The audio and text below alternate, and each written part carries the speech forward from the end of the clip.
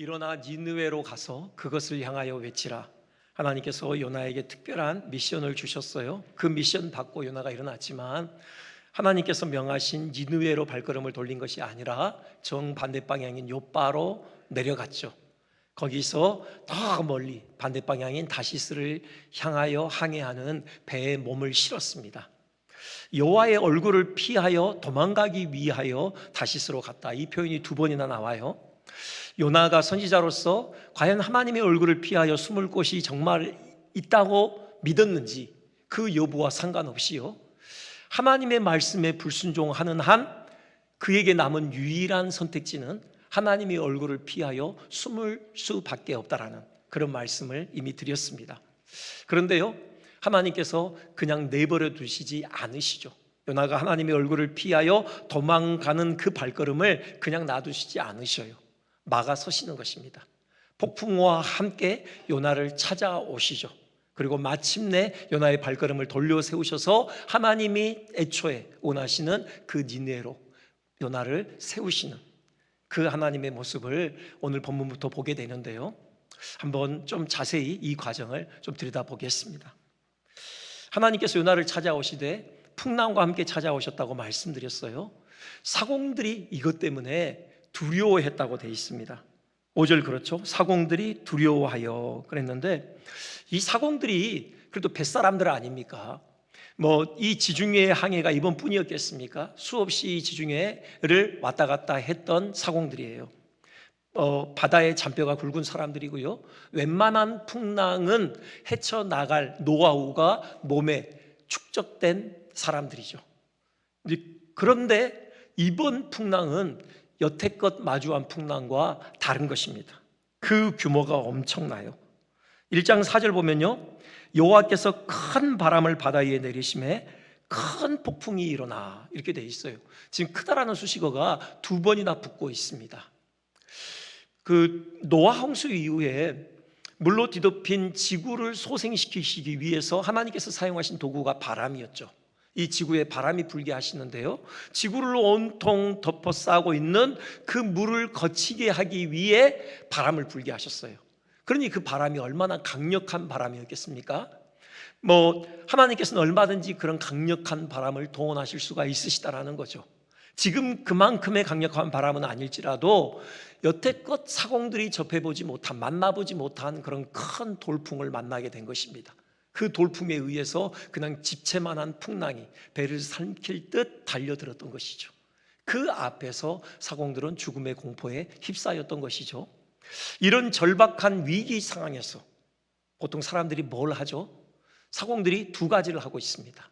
하나는요, 기도죠. 그들이 지금 5절 보면요, 각각 자기의 신을 부르고 그렇게 돼 있어요. 기도죠. 사람들 안에 종교성이 내재되어 있잖아요. 평소에는 종교와 전혀 상관없이 살던 사람들도요, 목숨이 경각에 달린 위기 상황에서는 그 누군가를 찾게 돼 있습니다. 신을 찾게 돼 있는 것이죠. 오늘날처럼 과학기술이 발달한 세상에서도요, 여전히 사람들은 초자연적인 존재를 의지하고자 하는 경향을 가지고 있어요. 언젠가도 말씀드렸지만 그 우리나라 과학자들이 미국에 가서요, 그 위성 발사대에서 우리나라 인공위성을 발사하기 직전에 고사를 지낸 사건이 신문에 기사화된 일이 있었습니다. 1996년인데요 이제 우리나라 그 통신위성인 무궁화 2호를 발사함에 있어서 아마 우리나라에 제대로 된 발사대가 없었던 것 같죠. 미국의 케이프 커네버럴이라는 공군기지에서 인공위성을 발사합니다. 그런데요, 1년 전에 무궁화 1호 발사에 실패를 한 아픈 경험이 있어요. 그래서 이번 이제 2호를 발사하는 데 있어서 이들이 신중하게 접근을 한 것이죠. 그래서 꺼내놓은 묘안 중에 하나가 고사 지내는 것이었습니다. 미국이기 때문에 그 삶은 돼지 머리를 구할 수가 없었다고 해요. 그래서 통으로 바베큐한 돼지를 구한 겁니다. 삶은 머리, 돼지 머리 대신 통 바베큐 돼지를 갖다 놓고 고사를 지냈던 것이죠. 인공위성, 최첨단 과학기술이 동반된 분야 아닙니까? 그 분야의 전문가들도 미신의 힘을 무시할 수가 없었더라는 거죠. 이렇듯 사람들 안에 내재된 종교성을 생각할 때 지금 이 사공들, 이 뱃사람들, 이 배에 있는 사람들의 그 반응은 지극히 당연한 것이죠. 이들이 각각 자기의 신을 불렀다. 우리는 이 표현에서요, 지금 동서남북 각지에서 사람들이 지금 모여들었구나, 각기 다양한 민족의 사람들이 지금 한데 섞여 있구나, 우리가 그걸 알 수 있는데요, 신이 다르니까요. 근데 지금 그 배에서 연출되었을 상황을 우리가 만약에 목격했다면은 좀 가관이었을 것 같아요. 이들이 지금 목청껏 소리쳐서요, 그들의 신의 이름을 부르는데요, 각기 다른 신의 호칭을 부르고 있습니다. 막 섞여서 여러 가지 신들의 이름이 나열되고 있는 거죠. 그리고 종교가 다르면요, 그 기도의 방식 또한 다른 것이죠. 그러니 지금 각기 다양한 모습으로 이들이 지금 기도를 하고 있는 것이죠. 어떤 사람은 땅에 바짝 엎드려서 그들의 신의 이름을 불렀을 것이고요, 또 어떤 사람은 서서 두 팔을 하늘 높이 쳐들고 목청껏 그들의 신의 이름을 부르며 예언했겠죠. 그 여러분, 갈멜산에서 엘리야와 그 850명의 바알과 아세라 그 선지자들의 영적 전쟁을 아는데요, 그들은 어떻게 기도합니까? 방방 뛰잖아요. 막 춤을 추면서 자기 몸을 해가면서. 아마 그런 부류들도 있었을 것이라고요. 다양한 대상을 향하여 다양한 방식으로 기도하는 그들의 모습을 보면은 좀 우프다라는 그런 용어가 생각이 나요. 우프다, 무슨 말씀인지 아십니까? 무슨 말인지요? 웃기고 슬프다라는 거죠. 일면 웃겨 보여요. 하지만 마냥 웃을 수만은 없죠. 참으로 절박한 상황이거든요. 그들의 외침은 그 어느 때보다도 진지하고 간절한 것이었습니다. 웃을 수는 없어요. 특히 더욱 웃을 수 없게 하는 이유가 있는데요, 이들의 이 종교적 열심이 아무짝에도 쓸모없는 것이라는 사실이죠. 그들이 아무리 목청껏 소리를 지르고 간절히 애원을 해도 그들의 그 절박한 몸부림은 결코 응답될 수가 없다는 사실입니다. 그들의 울부짖음은요, 그저 허공을 맴돌다가 공기 중에 흩어지고 말 것이었어요. 왜 그렇죠? 그들의 신이 가짜 신이기 때문이죠. 설사 그 배후에 사탄의 세력이 있다 한들, 그래서 이전에는 그 사탄의 장난에 의해서 그들의 기도가 일종의 효험을 받다고 한들, 지금 이 상황에서만큼은 전혀 효력이 없어요. 왜요? 이 풍랑은 하나님께서 직접 관여하고 계시거든요. 사탄의 세력도 꼼짝달싹 할 수 없는 것입니다. 사탄과 귀신들도 그 하나님의 위험 앞에서 침묵을 지킬 수밖에 없었던 것이에요. 그들의 기도가 별 효력이 없자요, 그들은 살기 위한 마지막 몸부림을 하죠.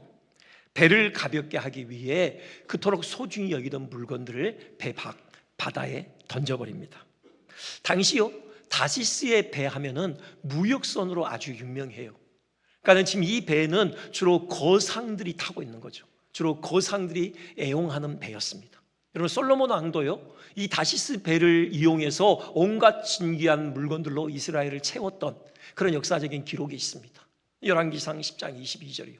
다시스 배로 3년에 한 번씩 금, 은, 상하, 원숭이 공작을 실어왔다고 돼 있어요. 자, 그러니 지금 이들은요, 지금 한번 불을 거머쥘 그 부푼 꿈을 안고 온갖 진귀한 물건들을 그 배에 실었던 것이죠. 그 물건들과 함께 자기의 몸을 배에 실었던 것입니다. 근데 목숨이 경각에 달리자 눈물을 머금고 생명 같은 물건들을 바다에 던져버리는 거죠. 이 물건들을 바다에 던졌다, 이것은요, 그들이 살기 위한 최후의 몸부림이죠. 그 풍랑을 잠재우기 위한 온갖 수단을 다 동원했다라는 것을 의미해요. 하지만 그들의 모든 수고 역시 헛수고였습니다. 이유가 있어요. 일단은 그 대자연의 힘 앞에서 인간은 한없이 무력한 존재일 수밖에 없어요. 아무리 과학기술이 발달했다고 하더라도 우리가 지닌 어떤 총력을 다해도 대자연의 힘을 어찌해 볼 수는 없습니다. 그리고 또 하나는요, 정말 중요한 이유인데요, 이들의 수고는 하나님의 뜻에 반하는 것이었어요. 지금 하나님께서 풍랑을 왜 보내셨습니까? 타겟이 딱 하나 있습니다. 바로 요나였어요. 요나를 깨우시기 위함이죠. 요나의 발걸음을 멈춰 세우시고 돌리시기 위함이에요. 그러니 요나가 깨어나기 전까지, 요나가 하나님 앞에 부복하기 전까지 이 풍랑은 결코 잠잠해지지 않는 것입니다. 이 풍랑은 여전히 배를 위협해요. 그들이 아무리 수고하더라도, 무슨 짓을 하더라도 이 풍랑의 위협으로부터 그들은 벗어날 수가 없어요. 우리에게 중요한 교훈을 주는 것 같습니다.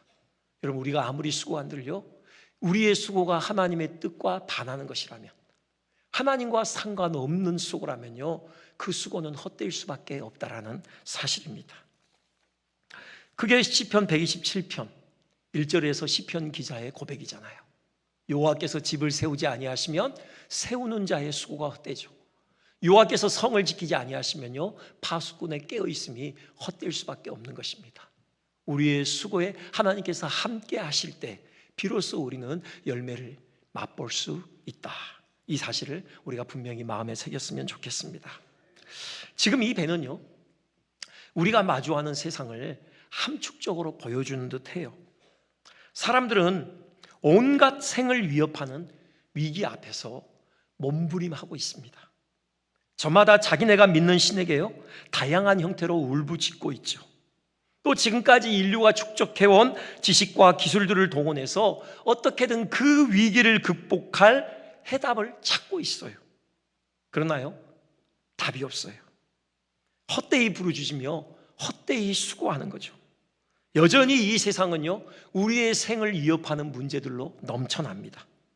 각종 중독으로 영혼이 황폐화되고 있고요, 사랑과 기쁨의 요람이 되어야 할 가정들은 속절없이 깨어지고 있습니다. 세대 간의, 이념 간의 갈등이 점점 첨예화되고 있고요, 빈곤의 문제 또한 그 해결이 요원합니다. 인간의 최소한의 존엄마저도 처참하게 무너뜨리는 전쟁의 총성은요, 지금도 세계 도처에서 들려오고 있습니다. 정말 답이 있을까요? 이 우리 생을 위협하는 이 문제들을 극복할 정답이 있을까요? 네, 있습니다. 바로 하나님이시죠. 요나가 고백하고 있는 바다와 육지를 지으신 하늘의 하나님이 우리 인생의 모든 문제의 유일한 해답이 되십니다. 그 하나님께로 돌아가야 하는 것이죠. 그 하나님 앞에 엎드려야 하는 것입니다. 그 하나님께 매달려야 하는 것이죠. 특히요, 영원하신 하나님의 아들이신 예수 그리스도께서 우리의 해답이 되셔요. 제가 언젠가 그 한국 대학생 선교회 설립자이신 김준곤 목사님 말씀을 드린 적이 있습니다.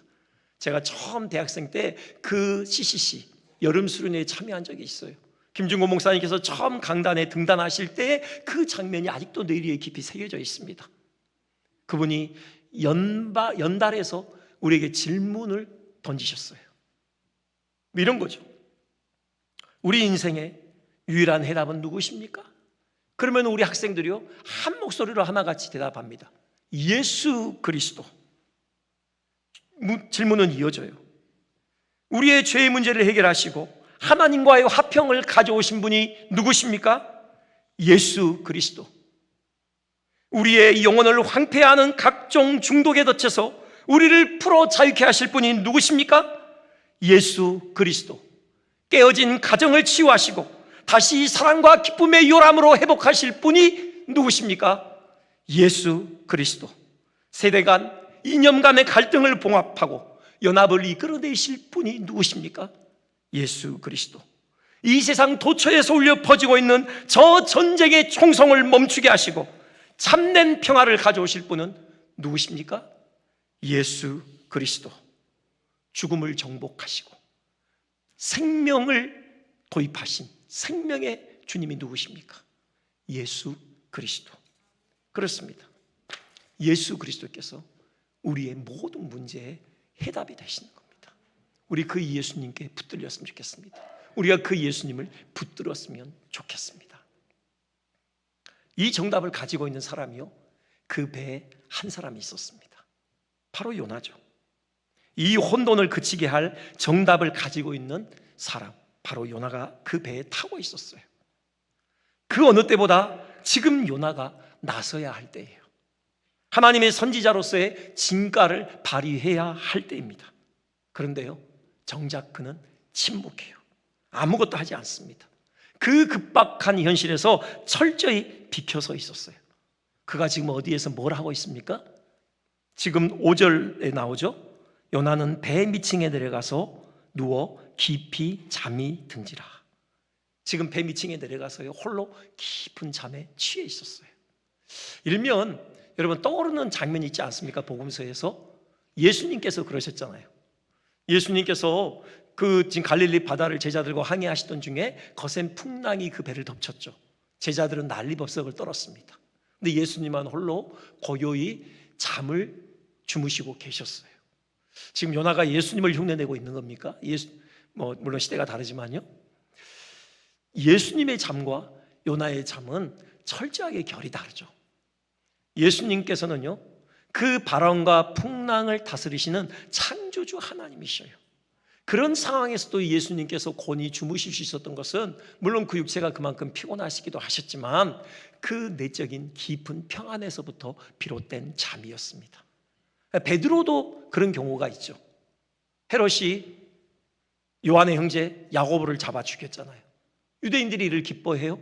그걸 보고는 내친 김에 기독교의 수장격인 베드로를 잡아 넣어요.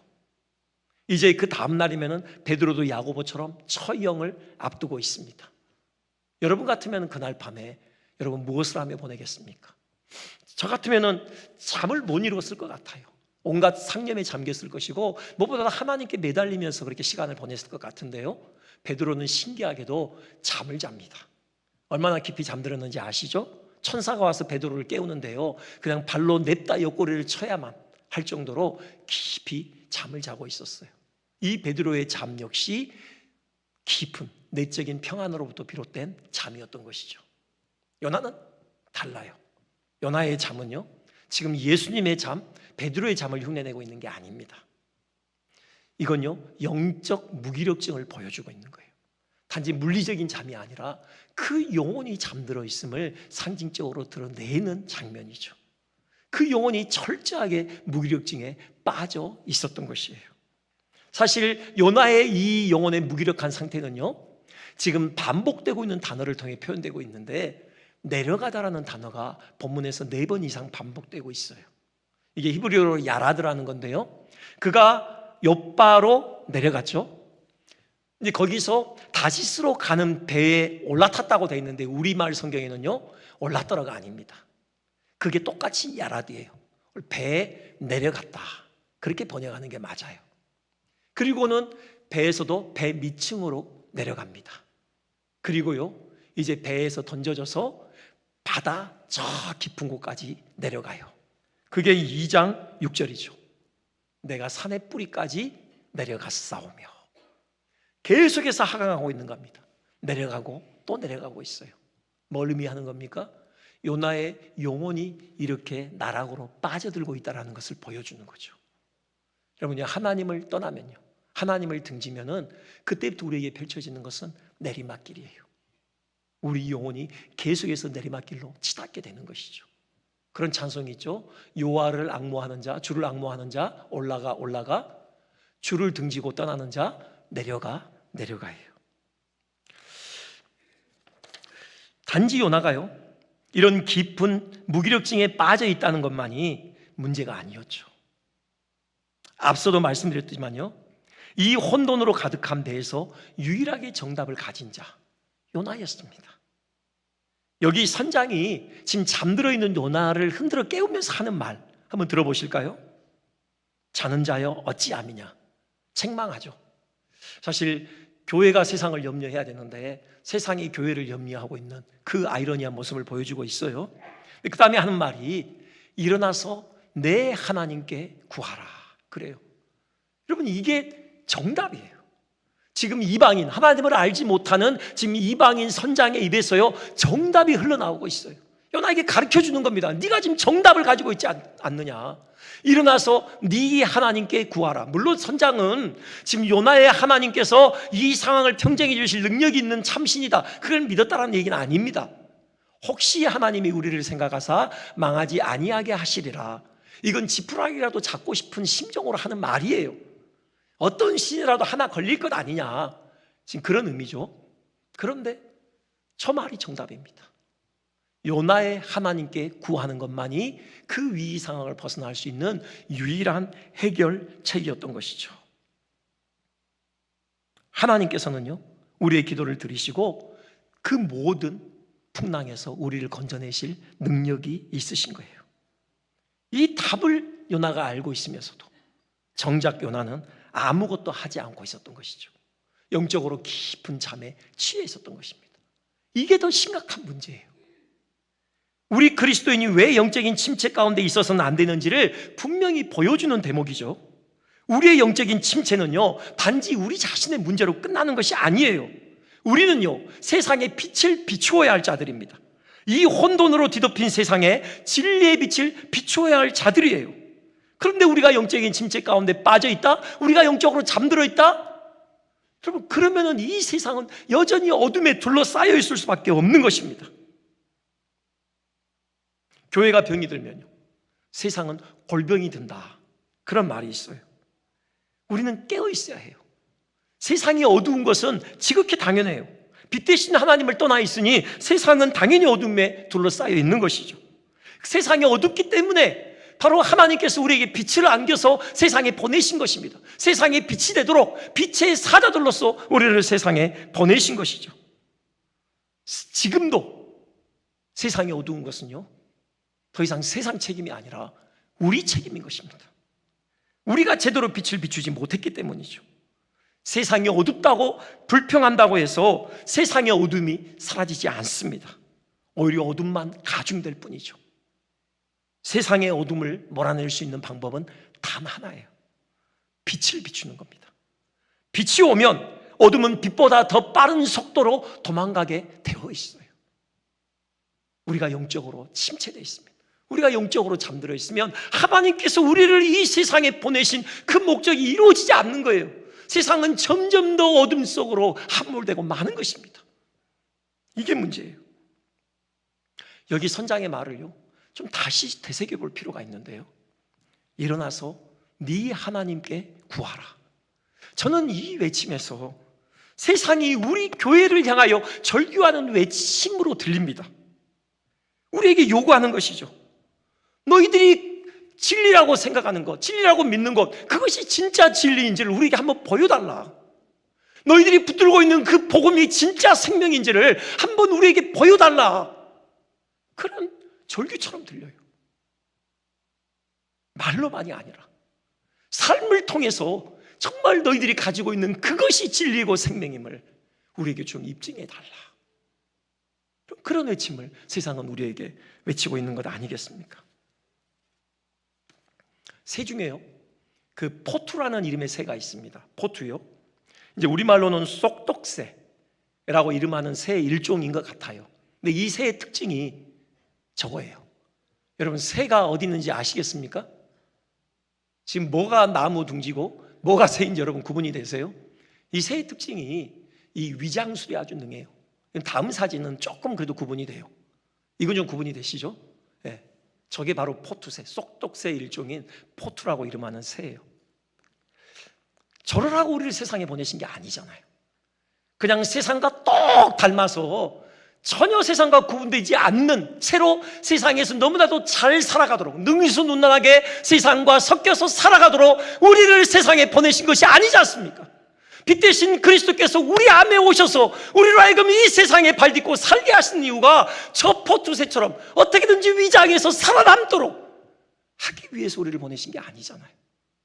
구분되게 하심이잖아요. 빛을 비추라는 거잖아요. 세상과 다른 모습을 보여달라는 거잖아요. 네 하나님께 구하라는 그 세상의 절규에 우리가 보란듯이 응답하도록 세상에 보내신 것 아닙니까? 우리 안에 있는 십자가 복음이 참 생명임을 우리의 삶을 통해서 입증해내야 할 거 아닙니까? 그러려면 우리 영적으로 깨어 있어야 합니다.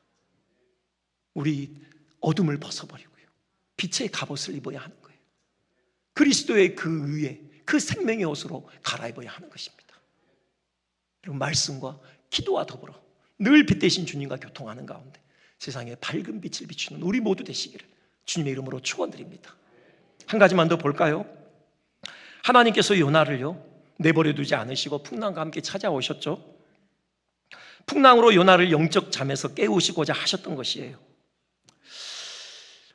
우리가요 혹 하나님의 어떤 말씀에 비껴서 있고 하나님과 지금 약간 지금 등져 있다, 지금 떠나 있다, 여러분, 그런데도요 그 길에 우리의 발걸음을 막아서는 풍랑이 일지 않잖아요. 여러분, 그거 결코 좋은 거 아닙니다. 무슨 말씀 이해가 되셔요? 여러분이 정말 우리가 정말 하나님께서 원하시는 그 길에서 벗어나 있다면, 요나처럼 하나님을 등지고 하나님의 얼굴을 피하여 숨으려고 달려가고 있다면 그럼 반드시 그 길에는 이 풍랑이 일게 돼 있어요. 이 풍랑이 일지 않는다. 난 너무나도 평탄한 길을 계속해서 지금 달려가고 있다. 여러분 심각하게 우리 고민해야 됩니다. 내가 정말 하나님의 친자식이 맞는지요? 사생아는 아닌지요? 우리가 하나님의 친자식이라면요 반드시 하나님께서 우리를 찾아오시는 것입니다. 풍랑으로 찾아오실 수 있어요. 그게 복이에요. 여러분 그 발걸음을 우리 하나님께서 풍랑으로 막아서셨다. 그것이 의미하는 것은 우리가 하나님의 사랑하는 자녀들이라는 거죠.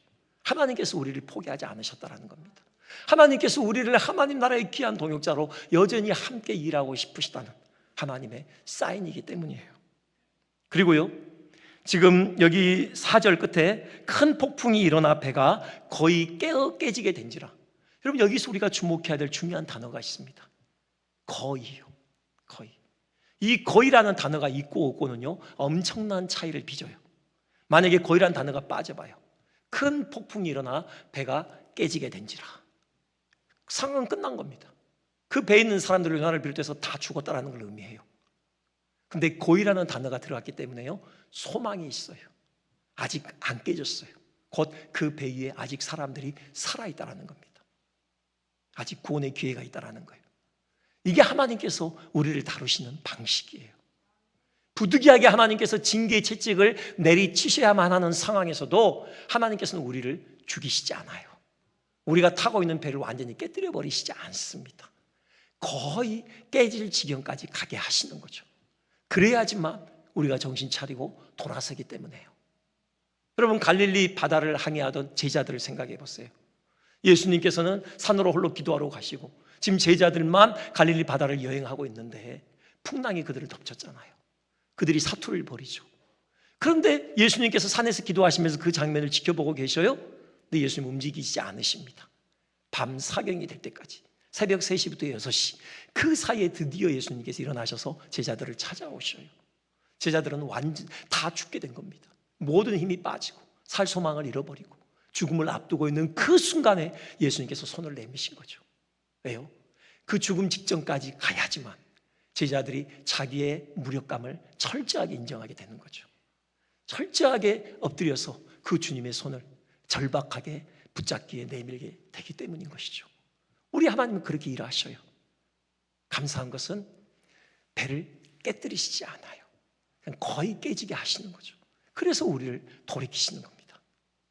요나는 참 완고한 사람이었어요. 풍랑이 왔으면 정신을 차려야 되는데요 깨어나지 않아요. 그러자 선장을 보내셔서 그를 흔들어 그 영적 잠에서 깨우시죠. 그래도 정신을 차리지 않습니다.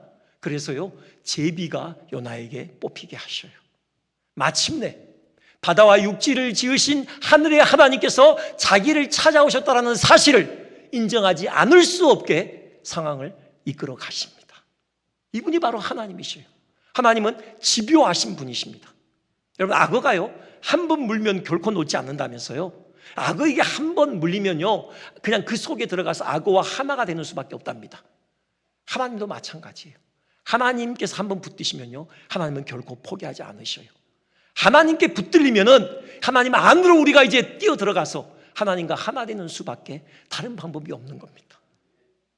여러분 무엇을 선택하시겠습니까? 여러분 하나님께 뛰어듭시다. 하나님께 우리의 삶을 내어 맡깁시다.